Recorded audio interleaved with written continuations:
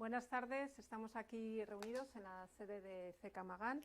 Gracias a nuestra anfitriona, hoy vamos a contar con Ana Gómez, socia letrada del despacho de CECA Magán, y también es presidenta de la Asociación Nacional de Laboralistas, conocida como ASNALA, y además miembro de la Comisión de Relaciones Laborales de la Asociación Española de Directores de Recursos Humanos.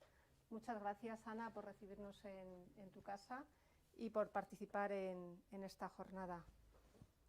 Contamos también con Paloma Urgorri. Siempre me ha parecido un poco difícil de pronunciar tu apellido, pero yo creo que no es tanto, ¿no, Paloma? No, es como suena. Urgorri. Es como suena, luego se empeñan con la Y o con todo así. Con I latina las dos. Con I latina, sí. Muy bien, pues bienvenida también a esta jornada de tarde. Paloma, me imagino que muchos la conoceréis también, es inspectora de Trabajo y de Seguridad Social en la Dirección Territorial de Madrid. Ha sido asociada también de nuestra asociación por su cargo durante bastantes años, ¿no? Sí, casi 5 y medio, casi 6. Directora de Recursos Humanos y Organización de Radio Televisión Española. Y lo que nos reúne hoy, esta tarde, con estas dos magníficas ponentes, es facilitar a los asociados unas breves reflexiones sobre aquellas cuestiones de carácter jurídico laboral de más actualidad y aquellas otras que consideramos que en el 2023 a la Dirección de Recursos Humanos nos va a tener, creo que sumamente entretenidos, ¿no? Sí. Creo que todos hemos podido ver en los últimos años una magnífica proliferación de sentencias, normativa, criterios también de la inspección, que en el día a día a veces nos están complicando un poquito la gestión de recursos humanos. Y hoy queríamos pues, aportar la visión de una inspectora de trabajo y de una abogada laboralista de esas cuestiones de mayor actualidad y sobre todo que nos hagan aquellas recomendaciones para los y las directoras de recursos humanos que consideren de más interés. He de decir que preparando, lo comentábamos antes de empezar, que preparando esta jornada yo al menos me lo he pasado muy bien, he podido aprender mucho y también se me han planteado muchas cuestiones sobre las que surgen ciertas dudas. Y es un poquito lo que pretendemos hacer a lo largo de la tarde. Así que, bueno, sin más preámbulos, si queréis comenzamos y quizá podíamos iniciar la sesión porque cada una de vosotras trasladéis o mencionéis qué cuestiones creéis que desde el punto de vista jurídico-laboral van a tener mayor interés o nos van a preocupar más a los y las directoras de recursos humanos en el 2023. Paloma, si quieres comenzar. Sí. Vale, perfecto. Yo por empezar un poco yo creo que en lo positivo, ¿no?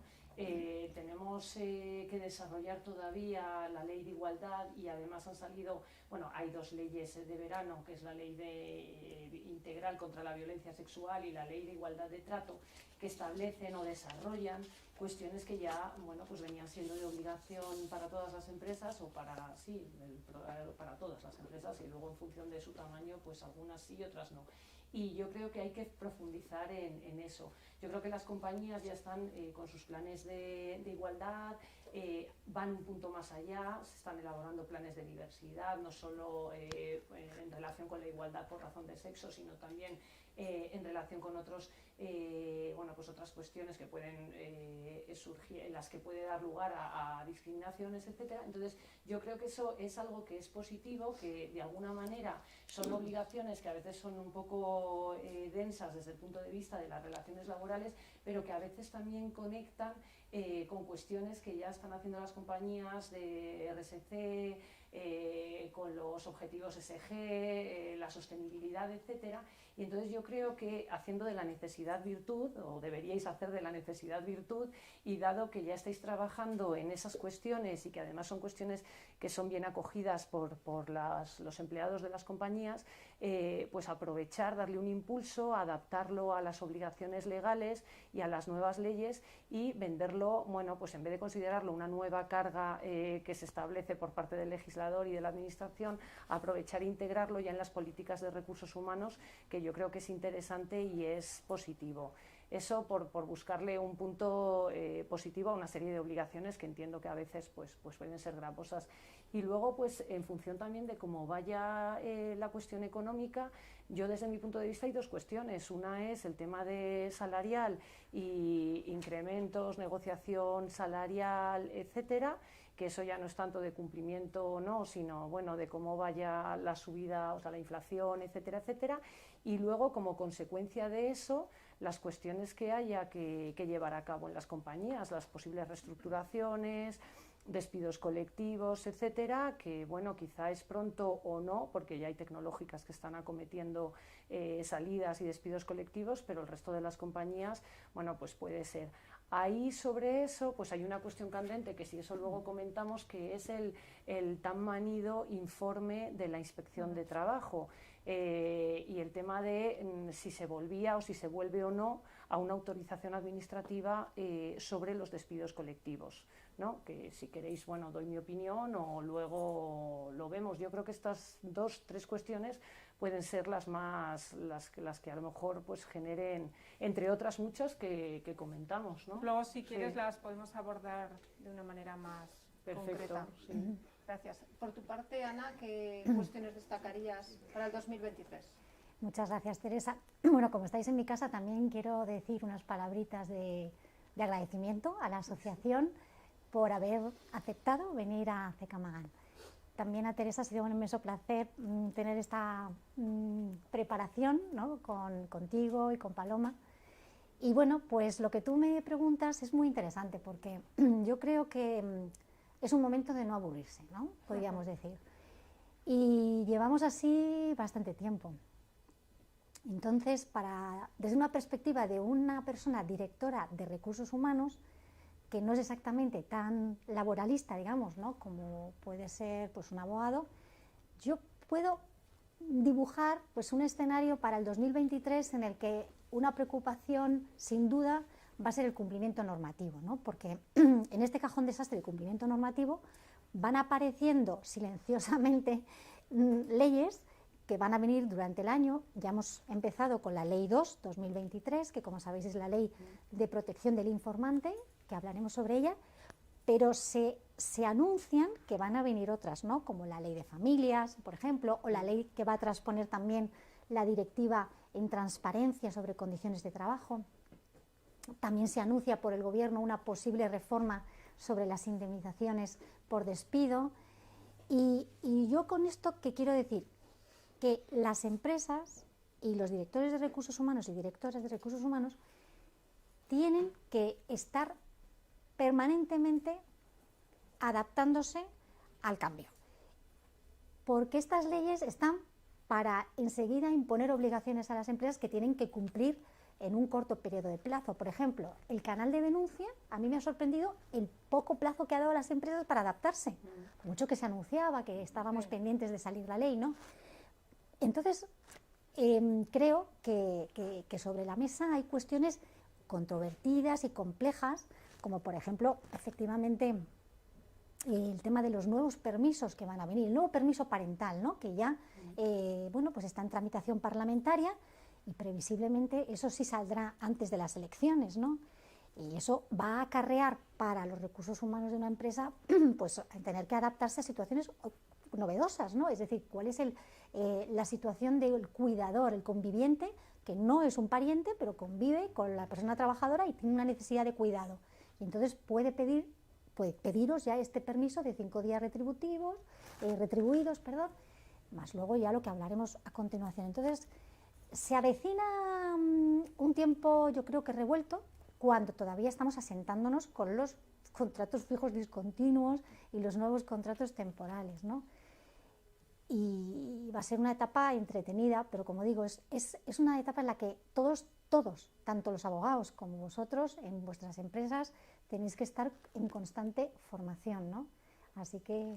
Además se da, creo, la circunstancia de que está sucediendo que mucha normativa que no es propiamente laboral está teniendo impacto en cuestiones de carácter laboral que inciden en la gestión de las organizaciones, ¿no?, del día a día. Y lo hablaremos, si quieres, más adelante también, en algunas ocasiones con repercusiones en caso de incumplimiento de carácter penal, ¿no?, también. Sí, entonces, sí. por eso la necesidad que comentabas, ¿no?, de la formación, pero quizá no una formación solo estrictamente laboral, sino muy amplia, ¿no? Sí, integral, esa es la palabra. Bien. Efectivamente. Así que por eso también un poco el sentido de estas jornadas, ¿no?, para intentar ponernos al día y que nos deis también algunas pautas y recomendaciones. Escuchaba el otro día a un eminente laboralista que ha sido presidente del Tribunal Constitucional, Miguel Bravo Ferrer, y él me dijo una cosa que me quedó reflexionando. Me dijo que hay una huida ahora del Estatuto de los Trabajadores, es decir, antes teníamos el Estatuto y ahí estaba todo, y era de alguna manera pues una guía, ¿no?, clara para todos los operadores, pero ahora las obligaciones surgen como borbotones de normas extra, fuera del Estatuto de los Trabajadores. Efectivamente, es que tú vas antes los derechos en la relación individual del trabajo, tú ibas al artículo 4 del Estatuto y más o menos veías reflejados pues una serie de derechos al trabajo, a tal, pero ahora es verdad que hay un montón de derechos que están en otras normas, el derecho a la desconexión digital, por ejemplo, el tema del cumplimiento que también pues refleja derechos que van a tener los trabajadores como informantes, es un palabra, pero vamos, como informantes, o sea que es verdad, es cierto, y ahora hay una especie de dispersión. Yo creo que también porque no se afronta el Estatuto de los Trabajadores, ese del siglo XXI que se iba a afrontar y que probablemente en algún momento, bueno, pues tendrá que hacerse, y tendrá que hacerse una compilación de todas las series de cosas o casuísticas, obligaciones que se establecen en otra norma. También nos hemos encontrado a finales del 22 con sentencias, algunas llamativas, ¿no?, por decirlo de alguna manera, o por lo menos que han cambiado el criterio de lo que hasta ahora había. Por ejemplo, en el tema de indemnizaciones, ¿no? ¿Qué me decís al respecto? Sí, bueno, en materia de indemnizaciones es siempre un tema muy interesante, y nos encontramos con que el año pasado, ya en abril, el Supremo vino a lanzar una doctrina que para todas las empresas que os exponéis con despidos, los que os piden vulneración de derechos fundamentales, que ahora está a la orden del día, y ahora el derecho fundamental estrella es la indemnidad. Antes era el acoso, ahora es la indemnidad. Entonces, en estas reclamaciones de indemnización adicional, Teresa, lo que el Supremo nos está diciendo es: no tenemos que fijarnos siempre en el baremo de la LISOS, que establece unos criterios orientativos a los jueces para fijar esas indemnizaciones, que por lo general eran bastante bajitas. ¿Qué estamos notando nosotros? Que esas indemnizaciones están subiendo como la espuma. ¿Y qué es lo que dice el Supremo? Pues que hay que atender, también se puede atender a otros criterios, e incluso enumera en esta sentencia de abril del 2022, muy importante, que creo que es del día 20, una serie de criterios, hasta 10, pero que todos tienen cierta lógica, evidentemente, pues la intensidad del daño, la reincidencia, si el trabajador está de baja. Entonces, bueno, pues lo que quiero decir con esto es que vamos hacia un derecho de daños muy parecido al americano, donde hay mucha inseguridad porque va a decidirlo al final prudencialmente el juez. Pero ¿qué exigen los jueces? Todos, que alegues y pruebes el daño. Eso no es algo que exonera la ley al demandante de hacerlo, ¿no? Eso por un lado. Pero has mencionado también sentencias interesantes en materia de indemnizaciones, y como habréis mucho oído, está el tema de la indemnización complementaria o reparadora. ¿Qué es esto? Esto, ¿puedo hablar de ello ahora? Sí, en este turno de palabras, se lo íbamos a dejar para más tarde. No, adelante. Vale. Bueno, pues resulta que hay una discusión jurídica sobre si la Carta Social Europea es o no de aplicación directa a España. Es, desde luego, para algunos, sin duda alguna, un tratado internacional que vincula a España, pero para otros no lo tienen tan claro. Y hablo de catedráticos muy importantes de este país que consideran que no es de aplicación directa. O sea, la doctrina no está clara, entonces. Efectivamente. Entonces, en este batiburrillo de tal, nos encontramos con la primera sentencia que en España ha reconocido una indemnización complementaria a la tasada por ley para un despido improcedente. En este caso era un despido objetivo que se había considerado improcedente. Pero la indemnización era muy pequeñita. ¿Nos puedes explicar un poquito más para aquellos que no conozcan la sentencia? Sí, esta sentencia está dictada por el Tribunal Superior de Justicia de Cataluña el 30 de enero de 2023. Y es una sentencia en un despido objetivo que se produce justificándolo la empresa en las causas COVID, que como sabéis, pues había por aquellas épocas, la verdad es que el despido se produce unos días antes de que entre en vigor esa disposición que tantos quebraderos nos dio a las empresas de que si no se podía despedir, justificándolo por causas COVID. Pero a lo que voy, la empresa despide a esta trabajadora y a los 5 días siguientes de despedirla insta un ERTE COVID por fuerza mayor. Al no incluirla a la trabajadora esta que la despidieron, la privaron de poderse enganchar a las prestaciones de desempleo que los ERTEs COVID dieron de manera generalizada, aunque no tenían los requisitos. Entonces, la indemnización que le correspondía a esta chica, que no tenía mucha antigüedad y mucho salario tampoco, por lo que se ve, es que no llegaba a 1.000 euros. Y ese es uno de los requisitos que esta sentencia da mucho valor. Dice, bueno, vamos a ver, la indemnización por la improcedencia es exigua. Utiliza esa palabra, porque es obvio que 1.000 euros pues, no da para mucho. No tenía tampoco prestación por desempleo, porque no reunía los requisitos, ¿verdad? Y entonces ve que de alguna manera la propia trabajadora había pedido como indemnización de daños que se la diera una indemnización. La había cuantificado. O sea, buscaba la cobertura que le hubiera dado el hecho de estar en el, sí, en el ERE, ¿no? Efectivamente. Fue bastante previsora. Dijo, oye, si yo hubiera estado en el ERTE, me hubiera acogido a las prestaciones por desempleo. Y entonces el tribunal hace una interpretación, no compra todo su argumento, pero casi todo. Porque le dice, vale, tiene razón, vamos a la Carta Social Europea, que en el fondo lo que nos está diciendo es que España tiene que garantizar una indemnización adecuada o una reparación equivalente. Y entonces creo que dice así la norma.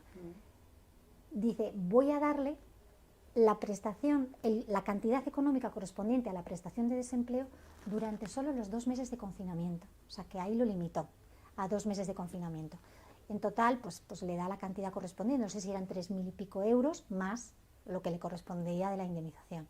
Y esa es la sentencia. Entonces, es la primera que lo ha reconocido. Hay muchas que lo mencionan y al final no lo reconocen porque no acreditan los daños.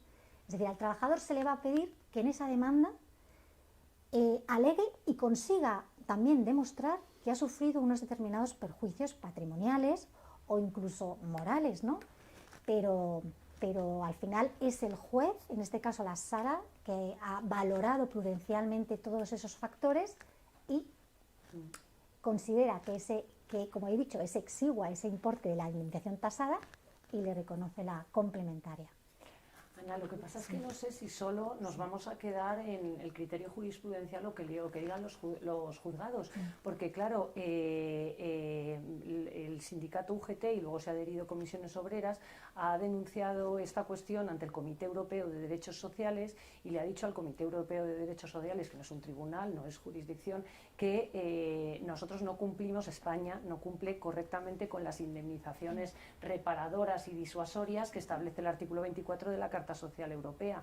Entonces, todavía no se ha pronunciado el Comité Europeo de Derechos Sociales, pero en relación con otros países sí se ha pronunciado, con Italia, Francia, etcétera, y sí que ha dicho que sus sistemas de indemnización allí, que tampoco se compadecen o no son acordes al artículo 24 de la Carta Social. Entonces, si el Comité Europeo dice que las indemnizaciones en España no son suficientemente reparadoras o disuasorias, pues será la posibilidad, no hay obligación legal de seguirlo, de hecho Italia, etcétera, no ha hecho nada, no ha modificado su legislación y continúan como antes, pero puede ser la espita que dé lugar a que la administración actual o el gobierno actual pueda modificar la indemnización tal y como está ahora, tal y como está reconocida actualmente en el estatuto, con lo cual es un tema que también en los próximos meses pues veremos a ver qué es lo que sucede. Y Paloma, además de ese efecto, ¿crees que también esta sentencia o el razonamiento que contiene esta sentencia, ¿no? Que es, yo creo, puramente protectora, de la trabajadora que en ese caso no tenía esas prestaciones, ¿crees que se pueda extender a otros casos similares?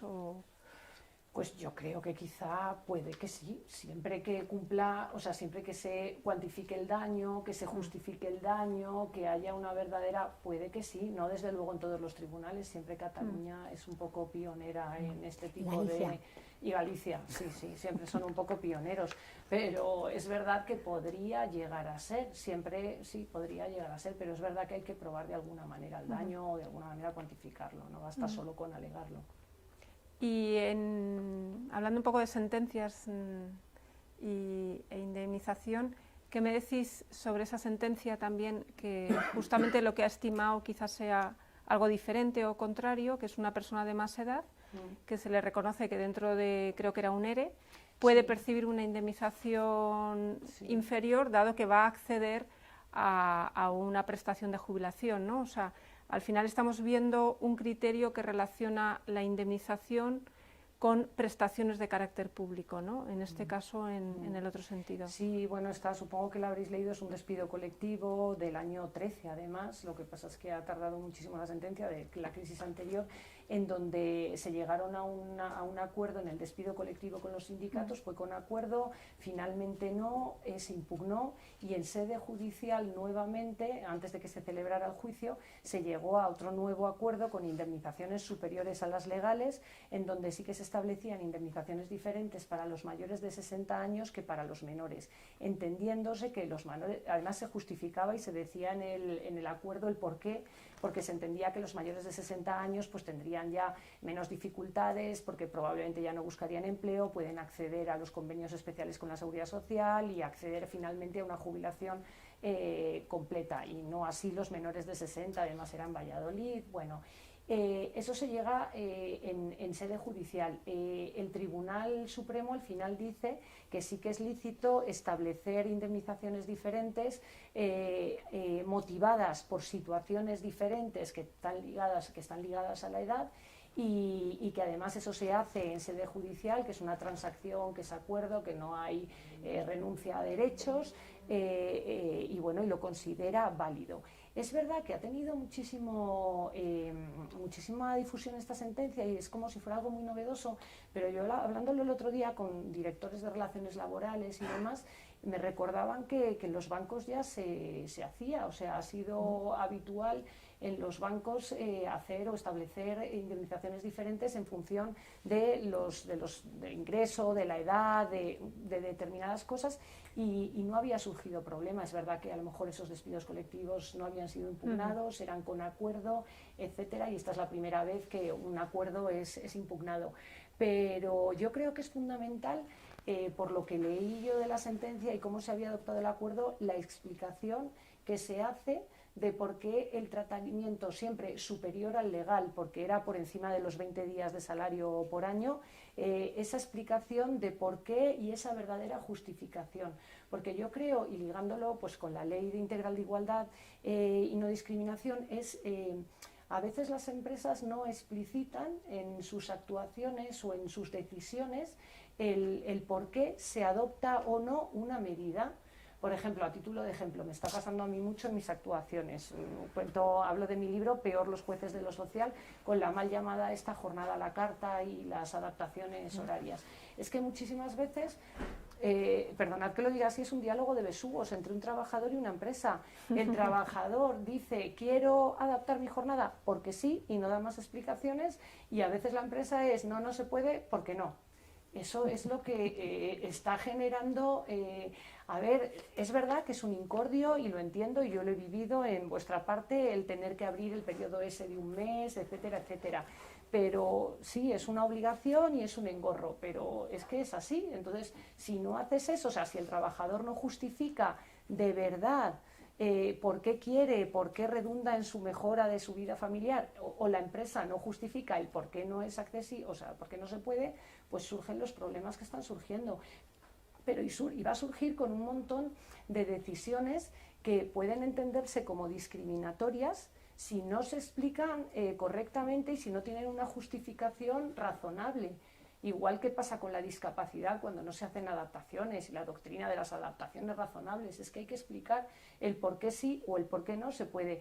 Toca, yo creo que para las direcciones de recursos humanos y para los departamentos de recursos humanos, explicar muchísimo. Explicar, es verdad que otra cosa que en la legislación de los últimos tiempos casi todo se lleva al diálogo social, que a veces es muy complicado, ¿no? Y a la consulta con los representantes de los trabajadores. Pero es que hay veces que también es que se establece en consulta directamente con los propios trabajadores y yo creo que es prudente hacerlo así, para evitar consecuencias a veces indeseadas. Y un tema que también nos está dando bastante dolor de cabeza, a veces a la hora de tomar decisiones, es todo el tema de los despidos en situaciones de bajas por enfermedad, ¿no? Todo el tema de la discriminación, qué pasa con esos despidos, realmente tienen una nulidad tan automática como puede ser el de las embarazadas, qué están diciendo los jueces y qué recomendaciones nos hacéis. Bueno, pues si quieres tomo yo ahora la palabra. Claro, es una ley muy reciente, como sabéis, yo no sé si salió en septiembre o en julio, nunca me acuerdo, pero por ahí anda, en julio, la ley 15, ¿no? Y esta ley, claro, cuando sale es un bombazo, porque introduce por primera vez el factor de la enfermedad y el estado serológico, o incluso no las posibilidades, ¿no?, de tener una enfermedad, no sé cómo se refiere la ley. Congénitas, predisposiciones genéticas. Sí. Entonces, bueno, ¿qué es lo que ha pasado? Pues están saliendo sentencias ahora, pero todavía no tenemos del Tribunal Supremo. Siempre es el Tribunal Supremo el que nos da un poco de tranquilidad de espíritu, a veces para bien, a veces para mal, pero ¿qué es lo que tenemos? Pues yo creo que tenemos como mucho de TSJ, a nivel TSJ, ¿no? Y aquí hay una gran disparidad. Tenemos unos pronunciamientos judiciales que están dando nulidades, despido nulo, y otros que no, que están diciendo que es improcedente. Pero realmente, como siempre decimos los abogados, hay que leerse bien las sentencias. Porque claro, cuando vas a una sentencia que ha declarado despido nulo y vas a los hechos probados y te están contando ahí lo que ha ocurrido, pues coincides con el fallo, porque muchas veces las empresas en esas cartas que entregan de despido pues no son demasiado puristas, o los hechos que han acontecido justo antes pues son bastante sensibles, y justo le dan la carta de despido cuando te ha entregado pues te ha dicho que se iba al médico porque iba a tener una operación, iba a ir a la prueba del anestesista o cosas así, que se ve. Entonces, claro, ¿qué es mi interpretación? Por lo que he leído, por lo que he estudiado y porque creo que debería de ir en esa línea, es que no hay una nulidad automática, no, sino que el trabajador tiene que aportar indicios de esa vulneración, y la empresa le corresponde demostrar que el móvil del despido, la justificación, no tiene una vinculación directa con esa situación de enfermedad. Y al final pues será un tema de prueba. Ahí me imagino que la relación temporal, ¿no?, entre los hechos, entre la propia enfermedad y la comunicación del despido tiene mucho que decir, ¿no? Claro, sí, y la carencia absoluta de cualquier motivación en las cartas de despido, sí. Porque claro, despedir a una persona que está en IT y simplemente decir que no tiene el rendimiento adecuado o algo así, pues hombre, claro, es bastante evidente que en IT no vas a tener el rendimiento adecuado, ¿no? Claramente. Entonces, hombre, yo creo que es un poquito pues lo que dices tú, de prueba, de hacer las cosas bien, de hacerlo correctamente, y de que el trabajador aporte un indicio razonable de que el despido está motivado por eso y no de forma automática. Pero es verdad que lo que dice Ana, yo justo antes de venir aquí veía una sentencia del Tribunal Superior de Justicia de Baleares en donde no un despido sino una extinción en periodo de prueba la declaraban nula de un trabajador que estaba en IT.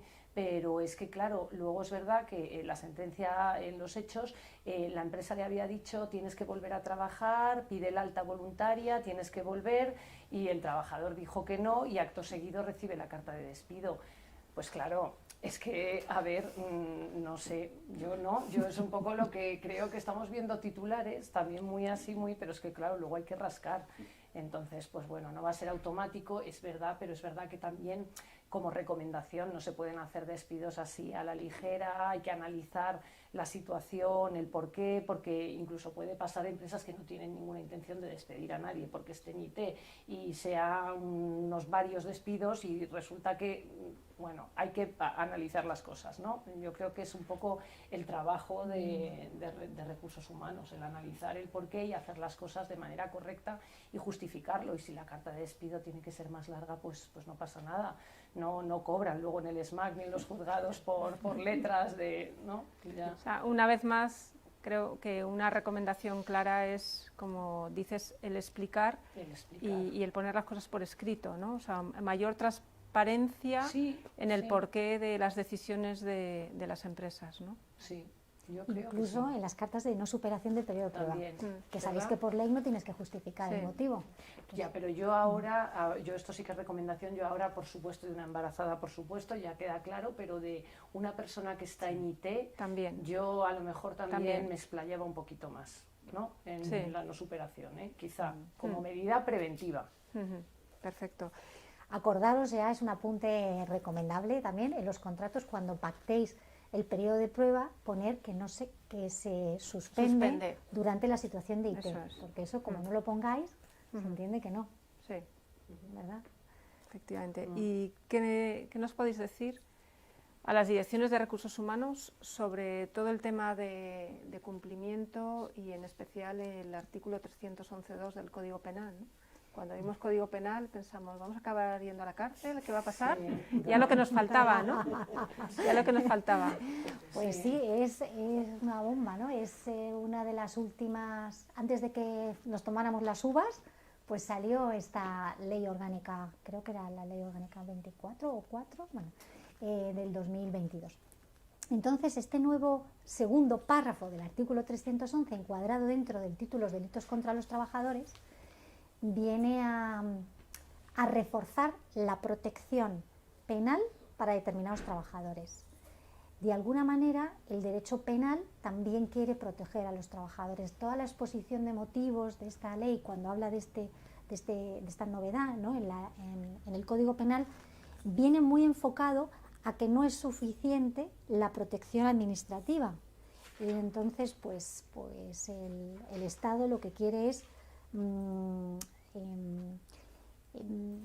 ir más allá, ¿no? Incluso con una pena que incluso los expertos penalistas y fiscales consideran que es bastante elevada, hasta 6 años de cárcel.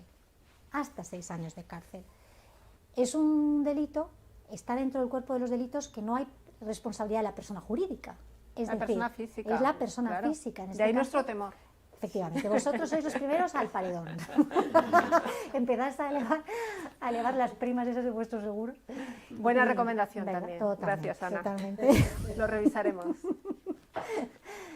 Pero que también hay que lanzar un mensaje de prudencia.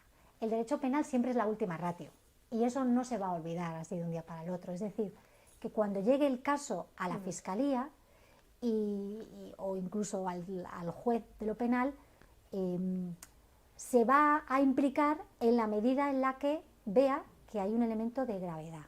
Aunque el propio tipo no menciona lo de la gravedad, que habla de imponer condiciones ilícitas fuera del marco de un contrato laboral, ¿verdad? Algo así. Sí, incumplir los requerimientos de la Inspección de Trabajo en relación con la adecuación a la legalidad de los casos detectados, ¿no? Habla un poco de eso y bueno, es un poco consecuencia de la contumaz desobediencia de algunas empresas en relación con falsos autónomos, a ninguno se nos escapa, ¿no? Pero es verdad que yo creo que es verdad que es un riesgo y es verdad que es cierto, pero yo por la experiencia muy antigua, el 310 en adelante, bueno, los artículos del Código Penal que establecen los delitos contra los derechos de los trabajadores, Este se ha introducido ahora, pero el no dar de alta en un número siguen existiendo, ¿no? Y yo que antes de irme a mi época de la tele me dediqué mucho a la economía irregular y bueno, montamos en la Inspección de Madrid unos grupos que se llamaban GELEI, de lucha contra el empleo irregular. Hacíamos muchísimas actuaciones de gente sin dar de alta en situaciones, o sea, en economía sumergida de verdad, o sea, talleres textiles clandestinos, etcétera, etcétera. Y una de las cosas que nosotros nos quejábamos era de la poca, bueno, no quiero enemistarme con mis compañeros fiscales, ¿no? Pero quizá de que no eran suficientemente estrictos en la persecución de algunas de las cuestiones que nosotros habíamos detectado y que por supuesto nosotros actuábamos como infracción administrativa, tendríamos un acta, una falta de alta por cada uno de los trabajadores sin dar de alta, por los extranjeros en situación irregular, pero veíamos casos muy llamativos, casos de talleres y con condiciones, sinceramente, hacíamos esas actuaciones con la policía y luego no veíamos una gran celeridad ni un gran interés por la Fiscalía, pues porque la Fiscalía a su vez también está desbordada, está con los delitos de seguridad y salud en el trabajo, de nuestro ámbito, y al final esas imputaciones pues no tal. Entonces yo sinceramente creo, por tranquilizaros y soy optimista, que si al final no se imputa bueno, ahora se investiga, ahora no ya no es imputación, pero bueno, investigación, y si no llega nada a conductas que son muy llamativas de faltas de alta y economía sumergida, es verdad que situaciones en donde a veces si una relación debe ser laboral o no, o es mercantil, no siempre está clara, porque hay cosas que sí que están claras, pero también hay gamas de grises y hay un inicio de un procedimiento administrativo y hay un procedimiento de oficio, que bueno, ahora se va a eliminar con la ley de empleo, se va a eliminar el procedimiento de oficio, pero bueno, nuestras actas la tendrán que revisar un juez de lo social y tendrá que finalmente ser el juez de lo social el que determine claramente si eso era o no una relación laboral. Entonces, de ahí a que se llegue a imputaciones directas o a acusaciones del 311.2 sin pasar por todo este procedimiento, este proceso administrativo, yo lo veo bastante improbable y bastante alejado de la realidad. Pero es verdad que se ha modificado pues para empresarios contumaces, infractores contumaces, que no creo que sea el caso de los que aquí estamos. Sí, yo un último apunte al hilo de lo que decía Paloma. Mi recomendación también para vosotros, que cuando tengáis duda razonable estáis un poco fuera de peligro, porque parece ser que también se puede alegar error en el tipo, que eso yo no lo sabía, me lo han dicho los penalistas, es decir, cuando una persona puede decir, bueno, es que yo realmente estaba convencido de que era un trabajador por cuenta propia y puedes demostrarlo, porque se puede, porque a veces, como decía Paloma, muchas veces son zonas grises. Muy sobre todo, Ana, por ponerlo en contexto, ¿no? Todo esto hace referencia a que estén dentro de unas fuera de las normas propiamente de una relación laboral, ¿no? Sí, sí. Lo mejor es que os guiéis por el caso Vitalden, que acaba de ganarlo en el Supremo y se ha reconocido TRADE. Mira, pues esa debe ser la sentencia que todos tenemos que tener como faro. Y al final han sido TRADE. TRADE. ¿Nos explicáis un poquito más? Es que por desgracia pues no me ha dado tiempo a estudiármela para la ponencia, pero me comprometo a divulgarla en la asociación porque es, sabéis lo difícil que es ganar este tipo de casos. Claro. Y han sido los Vitalden. Esas actuaciones las inició la Inspección de Trabajo hace, pues en el año 2012, 13. Fueron muy sonadas también, ¿verdad? Sí, los dentistas, etcétera, y es verdad que fue una cuestión, pues veis, es que hay muchas, o sea, muchas zonas como grises y sobre todo en la relación TRADE o en los autónomos o la casuística además cada vez es más compleja, seamos realistas, es muy complicado, con la situación de teletrabajo, con la autonomía que tienen ahora también muchos trabajadores, pues es verdad que hay una serie de zonas grises, con lo cual pensar hay otros casos que están más claros y hay otros casos que se han judicializado y volvemos a las plataformas, seamos realistas, con sentencia del Supremo en donde sin lugar a dudas se establece o dice que son trabajadores por cuenta ajena, lo dijo la sentencia del Supremo, luego se modificó también el Estatuto de los Trabajadores para incluirlos expresamente, cosa que quizá no hubiera hecho falta, porque en el artículo, o sea, ya estaba claro, ¿no? Pero bueno, se ratificó, y entonces en esos casos en donde pues sí que se da una persistencia en la misma conducta, etcétera, etcétera, de todas maneras veremos cómo acaba, porque todavía no, que yo sepa, no se ha iniciado ningún procedimiento penal. ¿Alguna cuestión más relevante en cuanto a cumplimiento, Ana, que quieras Bueno, resaltar? yo sí quiero empaparos un poco de la ley del informante, o la ley de los chivatos, como he oído por ahí decir. Y eso es una ley de enjundia. ¿Por qué? Pues porque no solamente tenéis que tener el famoso canal de denuncia, que la ley lo llama Sistema Interno de Información. Que ya existía en Ya buena existía, parte de las pero empresas. te piden unos pluses. Es decir, Cuéntanos, ahí, ¿cuáles son los pluses de ahora? Esos pluses son los siguientes. El canal de denuncia tiene que tener un responsable de su gestión. Esa persona es un directivo de la compañía, así que a lo mejor también vosotros podéis ser esas personas. Puede ser el de cumplimiento normativo, pero no necesariamente. Tanto el nombramiento como el cese de esta persona se tiene que comunicar a la autoridad independiente de información que se tiene que crear. Es decir, que es un cargo que lleva asociado una serie de responsabilidades porque tiene la obligación de cumplir diligentemente con este canal. Se tiene que comunicar a toda la plantilla. Esa comunicación tiene que contener un contenido mínimo que viene especificado en la ley, y eso se tiene que publicar en la página de inicio web de todas las empresas que estén obligadas, que no lo he mencionado, pero el ámbito subjetivo son empresas a partir de 50 trabajadores. Bueno, la mayor parte probablemente de las que empresas están de en la nuestra asociación. Sí, además hay un plazo muy corto, como os he dicho. Si estáis por debajo de 249 trabajadores, tenéis hasta el 1 de diciembre. Para tener implantado este canal, que como digo, no es moco de pavo, tenéis que hacer esta especie de protocolo con los principios generales, que hay que publicarlo en la web y sobre todo a toda la plantilla. Luego hay que crear un registro, fijaros, de cada investigación que se haya llevado a cabo. Hay que crear un registro, pero privado, que va a ser confidencial. Solamente tienes que desvelarlo si te lo pide una autoridad judicial, pero vais a tener que tenerlo. Y tenéis que tener la figura del nombrado, de esta persona responsable. Se dice, por supuesto, que el canal de denuncia implica que si se llega a una comunicación, pueden ser anónimas, se permite que sean anónimas, se tiene que garantizar la confidencialidad, la protección de datos, la presunción de inocencia, el derecho al honor, etcétera, etcétera, pero tienes unos tiempos de respuesta ya fijados, ¿no? Son 7 días para responder, para dar el acuse de recibo, 3 meses para resolver la investigación, y si es muy compleja, de especial complejidad, se puede alargar otros 3 meses más. ¿Qué más? Después de todo esto del canal, hay toda una serie de disposiciones sobre, claro, la protección ante represalias, que de eso los laboralistas y los directores de recursos humanos ya conocemos muy bien. Ahí no me voy a explayar mucho, pero desde luego la ley prevé un régimen sancionador. Si no tenéis el canal de denuncias implantado en plazo, conforme a los requerimientos que dice esta ley, que es, como te digo, algo más de un simple canal de denuncias, os puede caer una multa mínima de 600.000 euros, entre 600.000 y 1 millón. Esa es la multa que cae, que está previendo la ley. Y luego, si tomáis una represalia, y esto es interesante para los casos de nulidad, que puedan pedir los trabajadores si alegan una represalia, porque también la multa a las empresas es de este importe, hasta 1 millón de euros. Ya no es posible entonces, nos quedamos, no sabemos qué es peor, si la pena de cárcel o el 1 millón de euros. Sí, ¿verdad? Algunos viven muy bien en la cárcel, parece. No sé yo. Ya no es posible entonces, algunas organizaciones lo tenían externalizado. ¿Hay alguna manera de justificar que esos canales, la gestión se lleva de manera externa? Es que he ido muy deprisa, tengo una ley de 700 folios.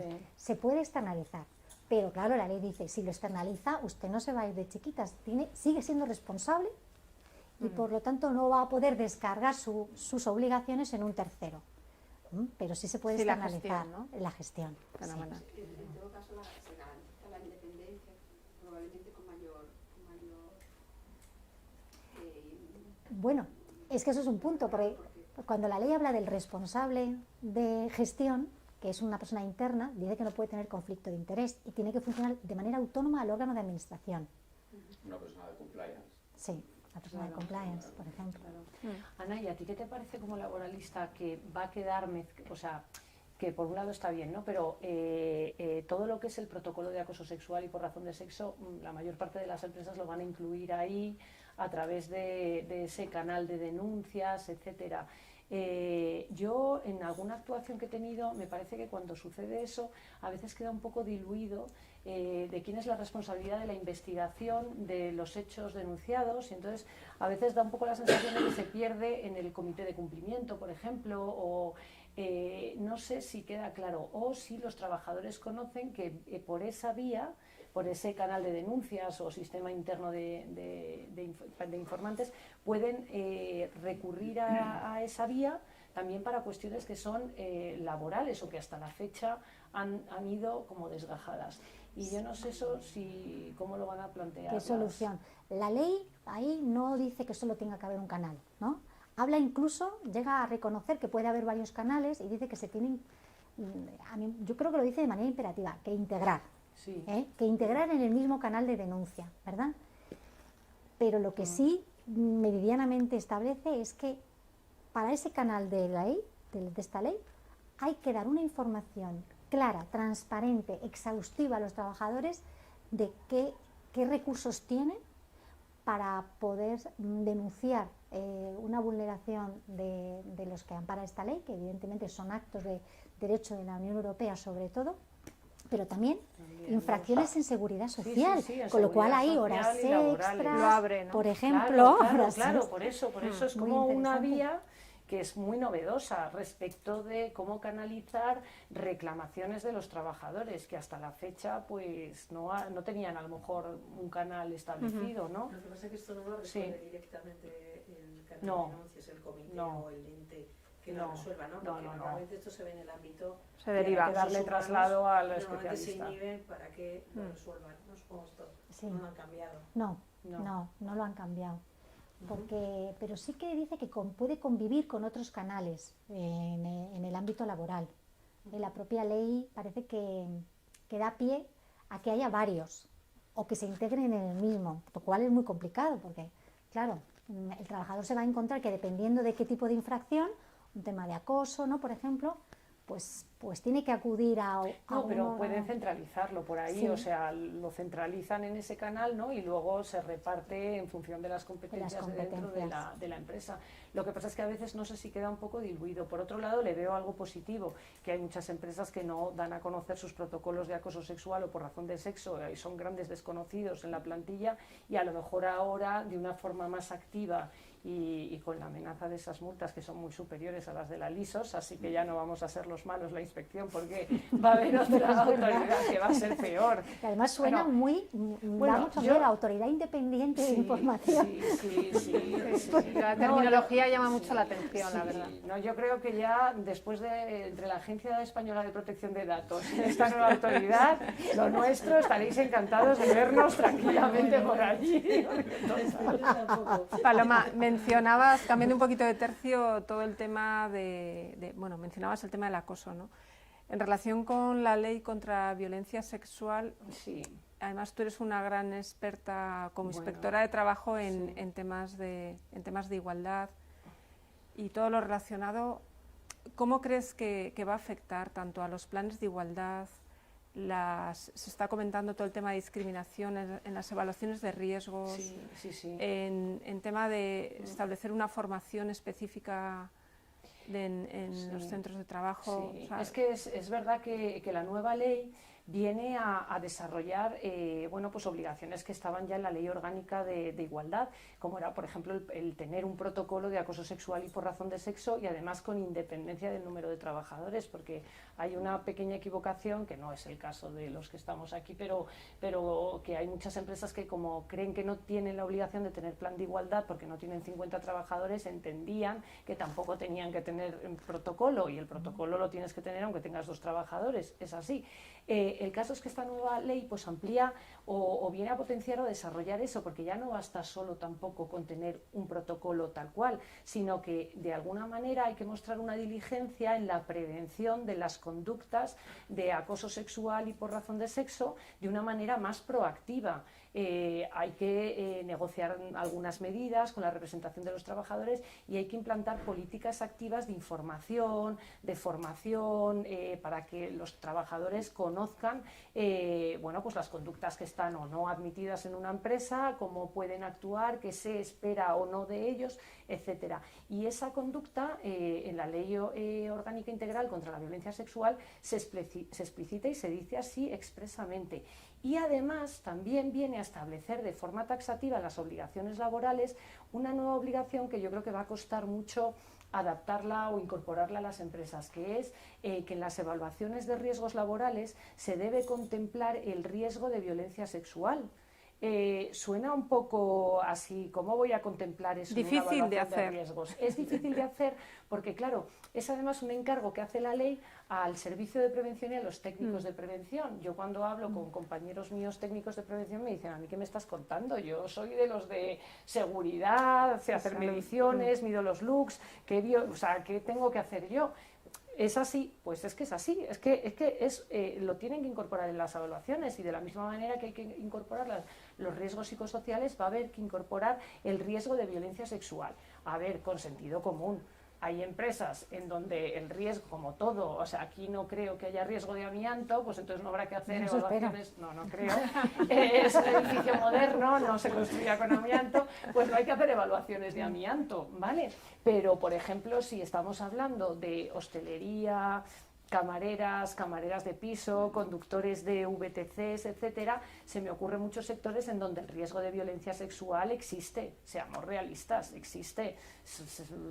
La gente que trabaja por la noche en sitios solitarios, etcétera, existe. Bueno, pues es evidente que en esos sitios hay que prestarle una atención específica y evaluar el riesgo de violencia sexual. Pero es verdad que esto, que al final no deja de ser un poco de sentido común, va a costar, porque aquí va a haber choques y supongo que habrá choques entre la gente vuestra que trabaja en temas de igualdad y los de prevención que dirán, ¿a mí qué me estás contando? O sea, pero es que tienen que incorporarlo en la evaluación de riesgos laborales y eso lo tiene que hacer un técnico en prevención de riesgos laborales. En este aspecto, pues yo creo que falta un poquito.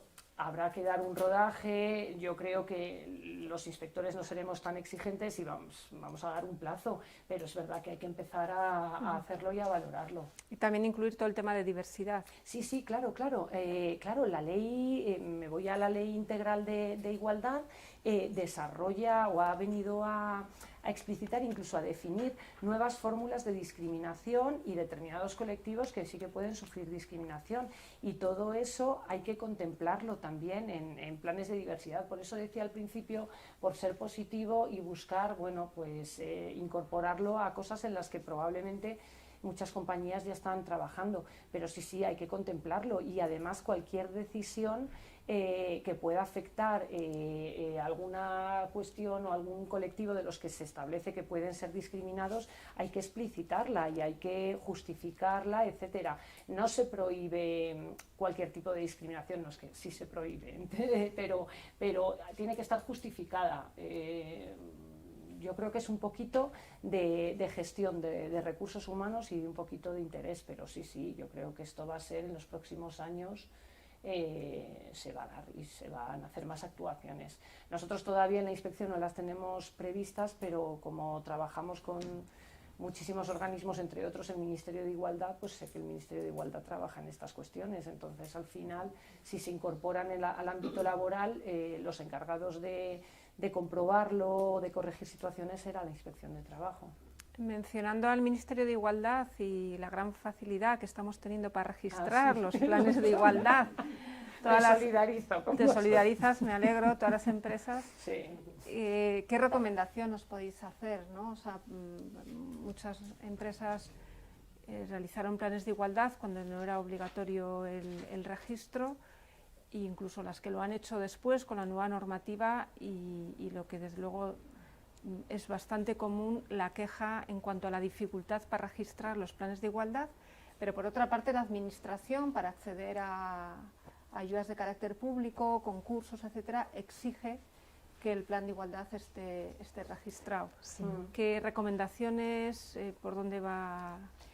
A ver, yo lo que me encuentro en mis actuaciones, y seguro que os ha pasado a vosotros, pues son constituir la comisión negociadora del plan de igualdad. Hay muchas dificultades, se llama a los sindicatos más representativos y no acuden. Yo creo que ahora ya están empezando a acudir un poco más, pero es verdad que con el año pasado hubo una avalancha de peticiones, entonces no acudían, no contestaban.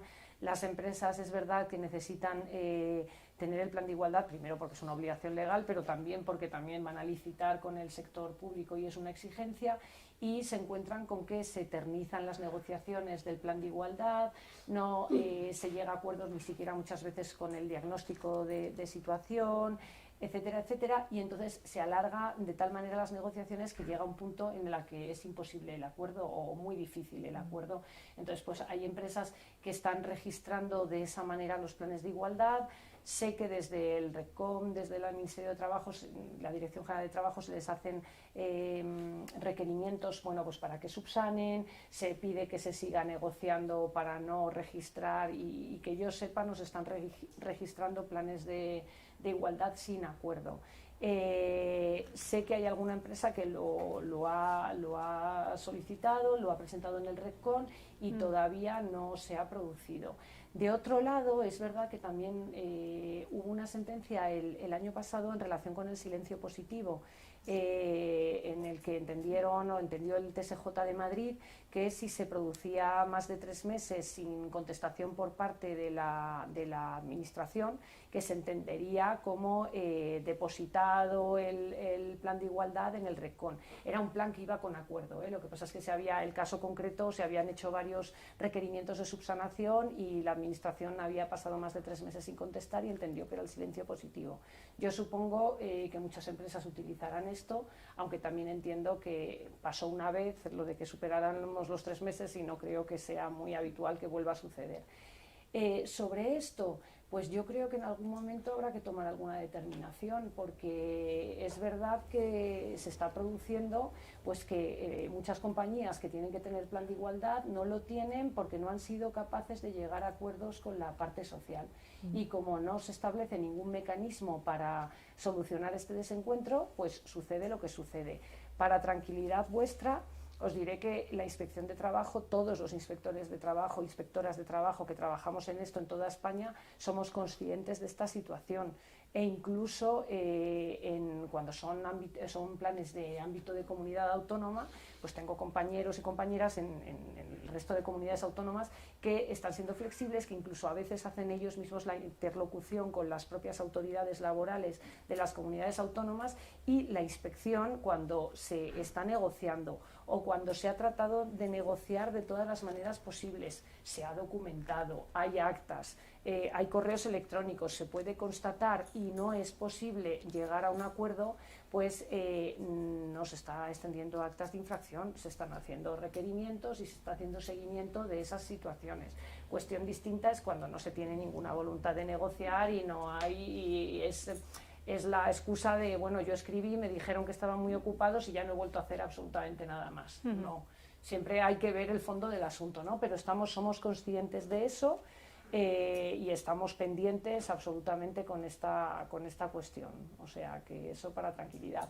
¿Cómo desencallar este asunto? Pues yo he llegado a un punto, yo intentaría el registro de todas las maneras, y ante la denegación del registro yo recurriría. Si he intentado y puedo probar que he llevado a cabo todos los intentos razonables de negociación. Sí. Yo creo que no está la última palabra. Fíjate, creo que ahí hay que darle una vuelta de tuerca a la normativa. Sí, yo porque también se están viendo que hay muchos problemas, ¿no? A nivel de constituir la comisión negociadora, sí. A nivel de eso, la falta de acuerdo, la falta de que respondan. El otro día los representantes de UGT, ante mi pregunta de por qué está pasando en UGT, que no vienen a las mesas de negociación de estas empresas que no tienen representantes, me decían que es que están dando prioridad a las empresas que tienen sus representantes en los comités de empresa, porque también ven que tiene lógica que luego el seguimiento del plan, si no tienen allí nadie, ¿quién va a hacer el seguimiento del plan? O sea que también la norma ahí pues no está perfecta, ¿no? Y yo creo que se tiene que... Y luego el problemón de muchas empresas que se han encontrado en el REPCON con sus planes caducados, porque tenían un año para adaptarlos y no lo han hecho. Claro. Y el REPCON ahora mismo pues, van y ven caducado su plan, y entonces tienen el problema de que no van a poder licitar. En ese caso, una nueva negociación, ¿no? Sería claro, la mejor recomendación. Sí, en ese caso necesariamente tienen que pasar por una negociación rápida, porque si no van a tener un problema.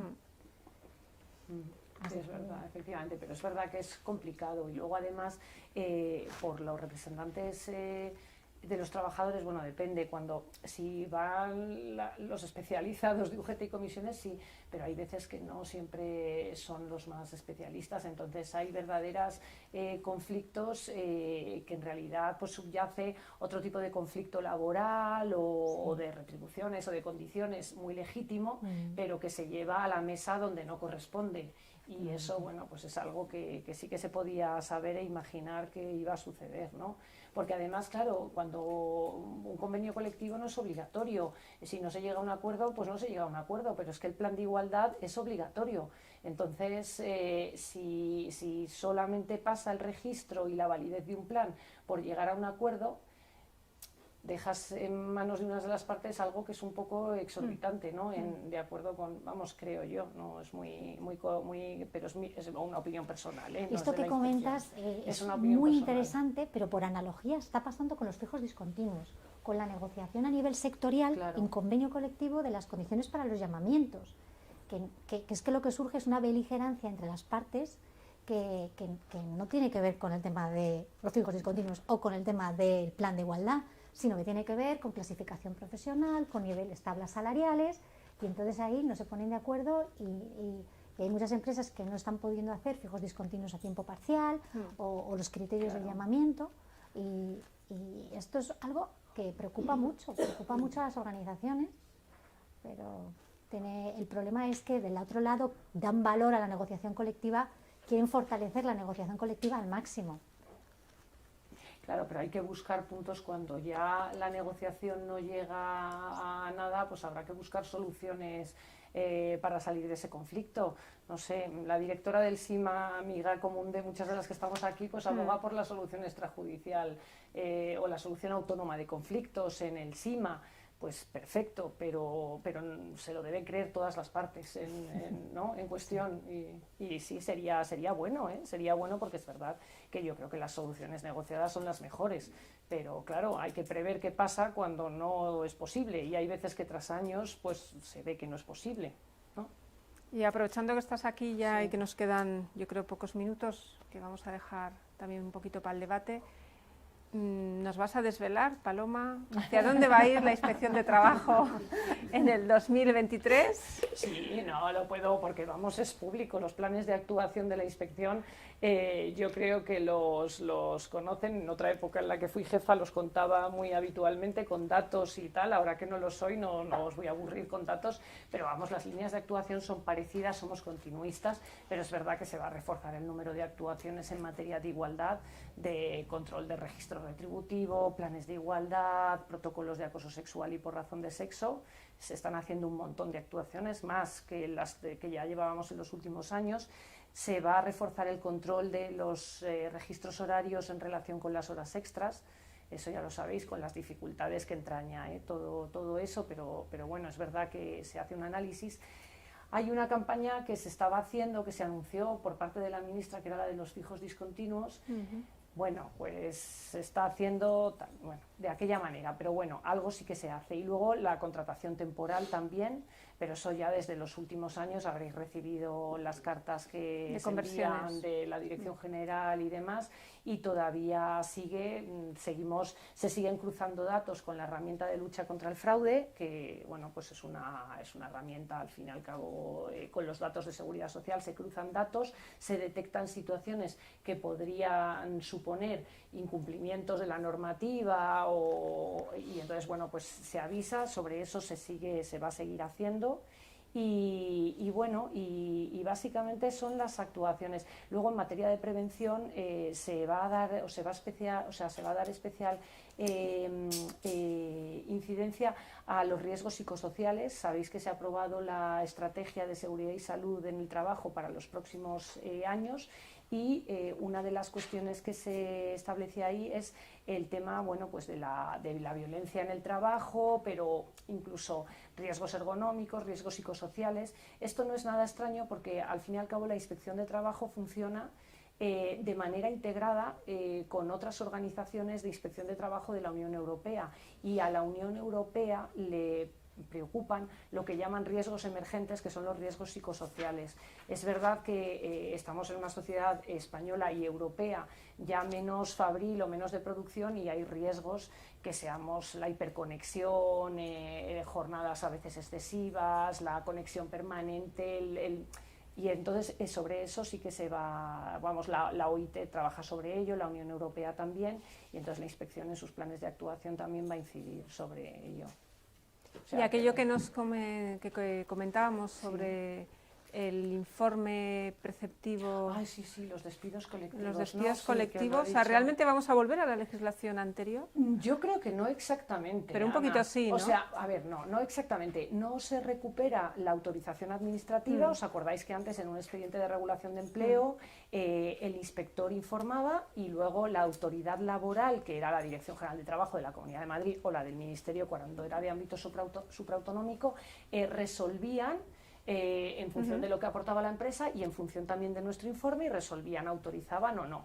A eso no vamos a volver, a eso no se ha vuelto, pero es verdad que la Ley de Empleo va a modificar el artículo 51 del Estatuto de los Trabajadores en el sentido de volver a decir que expresamente la Inspección de Trabajo, el inspector, deberá informar sobre las causas, o sea, sobre la documentación aportada, que eso ya lo hacíamos, y sobre las causas alegadas por la empresa para motivar el despido colectivo. Entonces, eso lo vamos, entiendo yo, de la lectura del 51, que lo vamos a tener que hacer tanto de los despidos colectivos con acuerdo como sin acuerdo. Evidentemente, luego la empresa, como no hay autorización, hará lo que proceda. Despedirá o adoptará la medida que proceda, pero está claro que va a quedar en el procedimiento un informe de la inspección que puede decir que no existe causa, con el riesgo que conlleva luego a la hora de que se judicialice ese despido colectivo sin acuerdo. E incluso, desde mi punto de vista, y esto ya es una opinión personal, en los de con acuerdo, dado que el Tribunal Constitucional ahora permite la impugnación individual de los despidos colectivos con acuerdo, claro, si pasado un tiempo una persona en concreto impugna una decisión extintiva que le ha afectado a él y en el procedimiento, aunque iba con acuerdo, hay un informe de la Inspección de Trabajo en donde dice que no existía causa, pues no sé qué sucederá. A mí me parece que es un poco de riesgo. Luego, por otro lado, esto era una reclamación de la inspección desde hace tiempo, bueno, y de algún partido político y demás.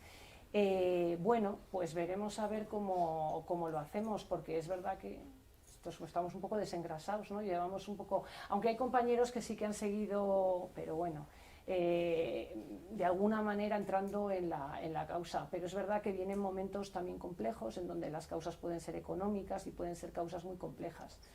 Y bueno, pues a ver qué sucede. Pero lo que está claro es que la inspección tiene un papel más relevante dentro del procedimiento, ¿no? Porque ya entrar en la causa, hasta ahora vigilaba que el procedimiento fuera de acuerdo a la normativa, pero si ya está capacitada para entrar en la causa, es luego ahí donde está el debate, ¿no? Habitualmente. Es importante porque es que luego judicialmente el informe de la inspección pues suele tener relevancia, no siempre, y no hace falta seguirlo, el juez puede apartarse, pero es verdad que bueno, suele ser un informe relevante dentro de un procedimiento de un despido colectivo. Sí. Pues lo tendremos también en cuenta. Sí. Y Ana, ¿alguna recomendación que nos quieras hacer de alguna materia que haya salido, alguna otra que creas que en el 2023 va a ser de interés? Bueno, siempre ir al abogado laboralista. El de cabecera. Que no se autodiagnostiquen, ¿no? Exactamente. Ni se Eso lo digo automediquen. en el programa de radio en el que participo siempre. Digo, ay, todos los ciudadanos tienen que ir a la profesional. Pero antes, al abogado no hay que ir cuando ya está el problema, sino Para un poquito prevenir, antes, ¿no? ¿no? Prevención. Para prevenir, sí, sí. Pues claro, el caldo de cultivo ahora está agitado. Yo creo que hay que darse cuenta de que hay que prevenir, porque hay mucha normativa que hemos mencionado aquí que supone políticas, ¿no?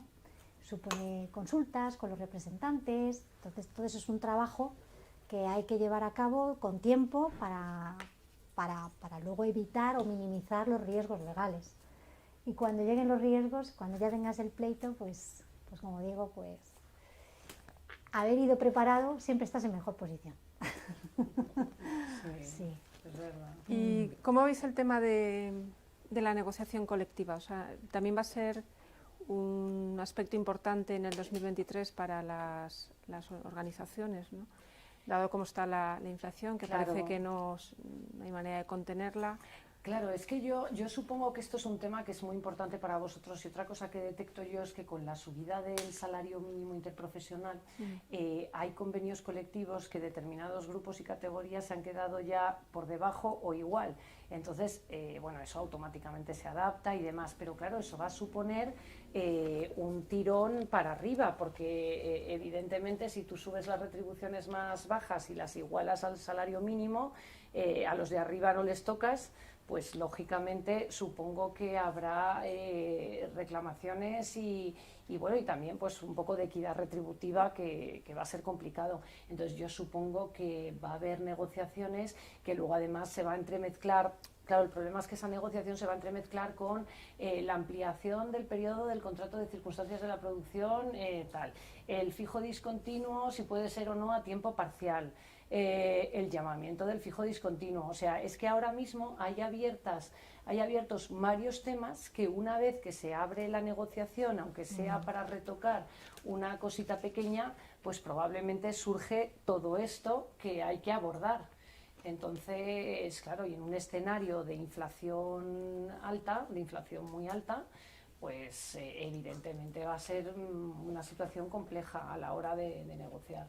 La dificultad de negociación colectiva en aquellos convenios que tenían cláusulas de revisión vinculadas al IPC, donde ahora se plantea una negociación con unos porcentajes anuales y está siendo sumamente complicado, ¿no? Que los sindicatos entren en ese tipo de cláusulas. Es que es muy difícil que entren, creo, ¿no? Yo, vamos, en esto ya lo pulsáis mejor vosotros, pero yo creo que va a ser complicado. O sea, en un escenario pues de mucha negociación. Era lo que venía a decir antes, que hay un llamamiento constante en la legislación actual de negociar. Y claro, pues es complejo. Yo creo que nos falta un poco también de cultura, ¿no? Un poco de negociar de forma constructiva. Y a su vez los sindicatos estamos viendo, por lo que comentabais, Ana, ¿no? que tampoco tienen quizá medios personales o expertos para entrar en todas las materias en las que son agentes principales, ¿no? de negociación.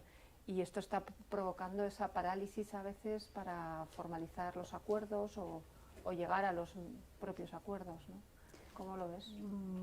Pues es que los sindicatos, igual que decimos que no hay cultura por la parte de empresa, tampoco hay cultura por la parte sindical, ¿no?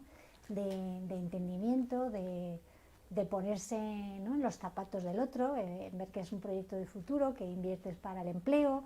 Nosotros lo vemos muy complicado. Los sindicatos siempre tienen sus 3 puntos que son históricos y de ahí no se salen mucho del guión. Y vuelven a la carga con los mismos puntos y entonces te entorpecen pues que saques adelante un plan de igualdad, que saques adelante el contrato fijo discontinuo, pues porque ellos quieren tratar otras cosas y eso también está bien en un mundo ideal, pero a veces hay que actuar rápido y entonces pues hay problemas. Y la negociación colectiva pues va a ser también otro foco de problemas, sí. Muy bien, pues muchas gracias a los dos. Y antes de terminar, a este público tan estupendo que nos ha acompañado de manera presencial, pues os facilito si queréis realizar alguna cuestión o aprovechar que tenemos aquí a Paloma y Ana. Claro que sí, estamos en familia.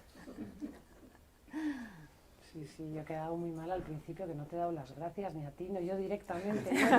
Es que voy eso es eficacia, eso es eficacia. Ahora ya que pues ya te lo agradezco yo directamente. Es una cosa, yo a veces digo, madre mía, hoy. Esas son las ganas que teníamos todos sí. de hablar. Bueno, pues sí, ahí tenemos una pregunta. Es un tema que he visto publicado en cómo se han incrementado las resoluciones conductuales en la no superación del periodo de prueba, pero exponencialmente hablo del 900%, una barbaridad que viene a enmascarar en muchos casos pues una temporalidad o algunos casos proyectos de consultoría o de interim que prefieren acometerlos así. Eso por si tenéis alguna, pues si se puede comentar. Y el otro es también la proliferación de las denuncias, del uso del canal de denuncias para blindarse de cara al derecho a la indemnidad y que efectivamente está tabulado. O sea, cada 3 meses me pongo, pues como nosotros siempre decíamos, basta que pongas un buzón de sugerencia para que todo el mundo sugiera, un buzón de quejas para que se quejen, y así pues el canal de denuncias ha hecho que la gente haya dicho, este puede ser un canal que me proteja, y están, en muchos casos ya siendo algo llamativo, y vengo de un entorno que efectivamente se utilizaba de una forma muy interesada. Claro, se lo estáis detectando. Ya, yo por ejemplo, con lo de las extinciones en periodo de prueba, es verdad que, o sea, estadísticamente es así, y yo sospechaba que iba a suceder, claro, lógicamente, iba a suceder, restringes las posibilidades de contratación, o sea, eliminas la contratación por obra y dificultas la contratación por circunstancias de la producción, pues lógicamente en convenios donde hay periodos de prueba amplios, pues es lógico que fuera a ocurrir. Debe estar ocurriendo. Yo, por ejemplo, en nuestras actuaciones de la inspección no veo denuncias al respecto. Es una cuestión que desde nuestro ministerio decía que quizá deberíamos controlar o comprobar, pero es bastante complicado porque es que al final tienes que probar el fraude de ley, y aunque la inspección muchas veces hace o trata de comprobar el fraude de ley, lo hacemos en empresas ficticias, con derivaciones de responsabilidad, etcétera. O sea, tenemos cierta experiencia en hacer eso, pero en estos casos es bastante complicado. Entonces yo creo que, salvo que se llegue a utilizar, por ejemplo, hablo de la actividad de la inspección, una prueba estadística, o que se haga un análisis en un lapso temporal grande en donde se compruebe que es una práctica habitual de una empresa, etcétera, solo por un caso yo veo bastante, o pocos o separados, bastante difícil probar que eso se está produciendo en fraude de ley, porque como bien decía Ana, en una extinción en periodo de prueba no tienes que justificar nada, salvo embarazo, y yo creo que ahora un poco de enfermedad, pero por un tema de prudencia o cualquier otra cuestión. Un umbral, más o menos, porque efectivamente cuando hay empresas en las que la praxis es esa, claro. Sabéis que pues como umbrales en los despidos para saber si claro. se está pasando a ser un... Claro. De todas maneras, el otro día también oí una reflexión que es muy interesante. Si estadísticamente los contratos indefinidos tras la reforma se han multiplicado por ¿cuánto? No sé, por 6 veces, no sé cuántas veces. Eso significa que hay más extinciones en periodo de prueba. También. Estadísticamente, también, ¿me entendéis? ¿verdad? O sea, que no necesariamente va a haber un fraude ahí, un coladero. Puede haberlo, siempre lo ha habido, las extinciones en periodo de prueba, pero hay que también tener en cuenta que ahora hay muchísimos más contratos indefinidos que antes, pero muchísimos más.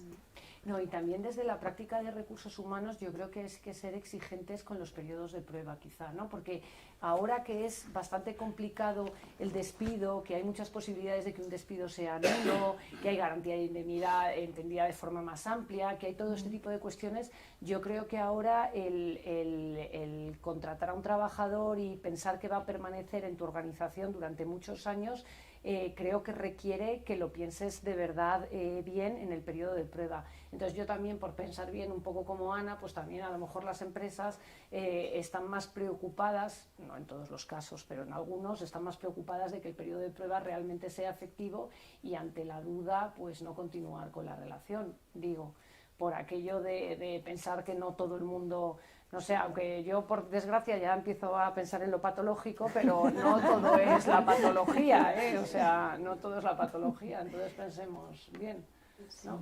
Y luego con el tema que el otro que comentabas... El canal de denuncias. El canal de que denuncias. se utiliza instrumentalmente. Pues mira, la ley esta del informante ha previsto los supuestos que no se entenderán protegidos y son unos cuantos, no solamente dice información no veraz, sino también dice si son solamente rumores, que puedes entender por rumores, si es un conflicto interpersonal, no puedes utilizar el canal de denuncia. Entonces, bueno, pues por lo menos está mejor que lo diga una ley que no lo diga, porque siempre andas un poco mejor. ¿Existe la posibilidad? Yo que todavía no me la he estudiado. Veo caras muy pesimistas. Hay que levantar. Es verdad, es que es una realidad que lo utilizan para blindarse. Que se utiliza. El que tiene claro que, bueno, pues que iba a ser despedido, que pudiera serlo, ya lo utilizaban antes. Es decir, esto no, y no es fácil. Discriminar, bueno, ¿no? Que cuál sí, cuál no, cuál obedece o cómo... Porque tú, además, a raíz de una actuación de este tipo, desde el punto de vista de la empresa, siempre tienes la opción de abrir un expediente, ¿no? A quien denuncia de manera falsa o que... Pero es todo tan etéreo que a veces no es nada fácil hacer eso. Con lo cual la injusticia está en el ambiente, ¿no? Ante esas situaciones en las que los managers en general te dicen no estáis haciendo nada, ante situaciones de gente que denuncia de manera falsa y es muy difícil luego una práctica y mucha información para blindarse. Sí. Es así, claro. Aunque no sea la generalidad, pero es verdad que lo que percibimos es eso. Claro, porque no hay ninguna posibilidad con la ley de no tramitar o no dar trámite a las denuncias que carezcan de fundamento, por ejemplo, y tal. Ahí se dice, las que carezcan de fundamento, fuera. Sí, lo dice de forma expresa. Una vez más habrá que justificarlo, ¿no? Y normalmente para llegar a esa investigación mínima tienes que iniciar un poquitín. Sí. Con lo cual ya has puesto a alguien en entredicho. Sí, porque esa investigación mínima hay que hacerla. Sí. No, pero bueno, pues lo siento, ahora pues sabréis lo que es trabajar como en la inspección, porque eso nos pasa a nosotros. Cuando llegáis vosotros pero ¿por qué tramitáis esta denuncia que no tiene ningún sentido, qué tal y qué cual? Y entonces nosotros decimos, pues es que tenemos que tramitarla, porque es que es nuestra obligación, aunque luego no, pues es lo que nos sucede a veces a nosotros. ¿Cómo determinas sin esa mínima investigación que eso carece de fundamento absolutamente? Es verdad que es complicado. Yo a veces también detecto que algunas denuncias de la inspección, yo no sé si pueden ir en ese mismo sentido. Como sabéis que los tribunales también han dotado de garantía de indemnidad las denuncias en la inspección últimamente, pues yo en algún caso sí que he detectado, digo, ¿y esto por qué? Y he llegado a pensar que podría ser por eso. Bueno, utilizan sus armas legales al alcance. Denuncias, anónimas que llegan a la inspección. No, las denuncias. No. Nuestra ley ordenadora no. Nosotros en eso, la ley ordenadora nuestra dice que no se tramitarán las denuncias anónimas, ni las que carezcan de datos, ni las que carezcan de fundamento. Entonces, las denuncias anónimas no se tramitan. Como denuncia. Como denuncia. Lo que sí que tenemos es, desde hace ya mucho tiempo, implantado un canal de denuncias, que ese canal de denuncias, tú sí que ahí puedes escribir de forma anónima. Entonces, en mi dirección general, o luego lo trasladan a las inspecciones, se analizan esas comunicaciones y si se ve que algo tiene sentido o que puede dar lugar a infracciones, es el jefe el que decide que se va a iniciar esa investigación. Pero a esa investigación el origen no es denuncia, es una orden superior, es una decisión propia, y a la persona que ha denunciado anónimamente, por supuesto, no se le da contestación ni sabe qué es lo que ha sucedido, ni nada. Y se puede o no hacer. Eso ya pero es como... Es una actividad que decides como si lees un periódico y descubres que hay, ¿sabes? Algo así. Hay una cosa que no me queda claro al respecto de la pregunta que ha hecho del canal de denuncias. La siguiente, es decir, ¿por qué sé yo que sea blindado? Primero. Segundo, si yo tengo causas para el despido, ¿por qué no la voy a despedir? No, por supuesto. Es que ese es el supuesto que lo tienes bien. Es decir, si tú tienes causa para el despido... Hombre, desde ese punto de vista... Aunque haya puesto la... Es decir, otra cosa que quiera despedirle porque es que le place. Claro, entonces ya la hemos liado. Ahora bien, yo qué sé quién ha denunciado. ¿Es así o no? Luego, Hay 7 días para contestar. Si realmente lo que pretende es un blindaje, ¿eh? Si pretende un blindaje, yo supongo que el gestor contestará y algo dirá al respecto, ¿no? Acuse de recibo. Lo veremos mañana. Pero Bueno, pues tiene que ser causas contundentes. es parecido, yo iba a apuntar el tema de las reducciones de jornada, ¿no? Seguramente alguno ha tenido esa mala experiencia de que ha hablado con un trabajador para extinguir el contrato y en el tiempo que le va a mandar la carta ha llegado la petición de reducción de jornada, ¿no? Eso nos ha llegado al despacho muchas veces. Y ya tenemos, afortunadamente, un cuerpo de doctrina judicial muy clara de que eso es abuso de derecho y eso es un ejercicio que va contra ley y no se tiene en cuenta esa petición, ¿no? ¿Qué es la recomendación práctica? Yo sé que para vosotros es difícil porque en vuestro día a día tenéis muchas cosas que hacer y muchas veces habláis más que dejar notas. Pero si tenéis una conversación con un trabajador, preparar un email después, oye, pues como hemos hablado, esto es lo que hemos hablado, por lo menos dejéis prueba que eso puede servir para decir, el trabajador estaba alertado de que iba a ser despedido, ¿no? Y eso puede serviros para salir de estas situaciones a veces comprometidas. ¿Alguna novedad sobre el estatuto del becario? Yo lo desconozco, o sea, no, realmente lo desconozco, porque eso es actividad legislativa pura. Yo me quedé en el último borrador que tuve, que ya no me acuerdo cuál es, ya no me acuerdo, y la verdad es que no sé, no lo sé. Si estuviera en la SGT, en la Secretaría General Técnica, os podría decir, pero como no lo estoy, no sé dónde está eso, o sea, no sé en qué estado está. A mí me han contado que está muy parado por educación, porque está en el Ministerio de Educación y que está muy parado. Pero claro, imaginaros ahí el follón que hay con todas las becas estas de las prácticas curriculares. Claro, es que yo con el último borrador y en base a mi experiencia en RTV, que teníamos muchos becarios de verdad, porque es que yo creo que aquí hay una confusión tremenda entre lo que es ser becario y lo que no es ser becario. Entonces, como se ha entremezclado todo, pues hemos llegado al absurdo de mezclarlo y de querer regular cosas que no son.